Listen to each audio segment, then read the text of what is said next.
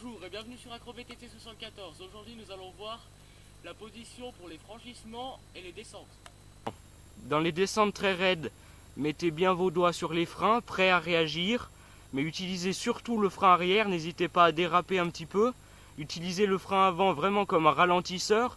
Ne pilez pas avec le frein avant au cas où ce qui vous ferait peut-être passer par-dessus le guidon.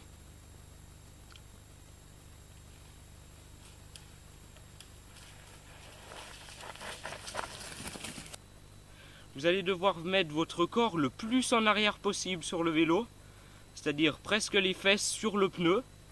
Essayez, le mieux c'est d'avoir une tige de selle télescopique, comme ça vous mettez votre tige de selle, votre selle en position basse.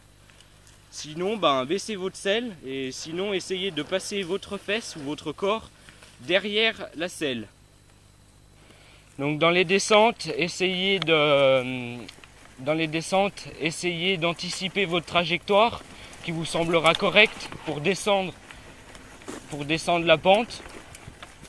Vous pourrez également mettez bien vos pieds à la même hauteur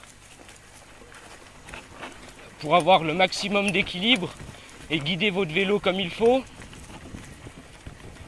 Évitez de vous mettre à l'arrêt, de sortir les pieds dans les virages. Ralentissez avant les virages et les obstacles qui vous semblent durs à franchir. Évitez de vous mettre à l'arrêt pour ne pas perdre l'équilibre. Lors du franchissement d'une marche dans une descente, donc d'une marche ou d'une racine, deux solutions vont s'offrir à vous, soit sauter la marche, soit l'enrouler. Donc l'enrouler, ça va consister à mettre votre corps en arrière sur le vélo, laisser descendre votre roue avant, voilà, ce qui évitera de planter la roue avant et de passer par-dessus le guidon. Le franchissement d'une marche en sautant nécessitera un petit peu plus de vitesse qu'en l'enroulant.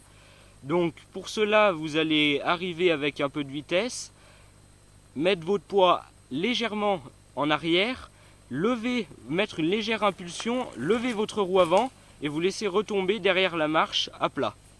Pour franchir une marche à la montée, vous allez délester votre poids de la roue avant et donner une légère impulsion à celle-ci pour qu'elle puisse monter la marche.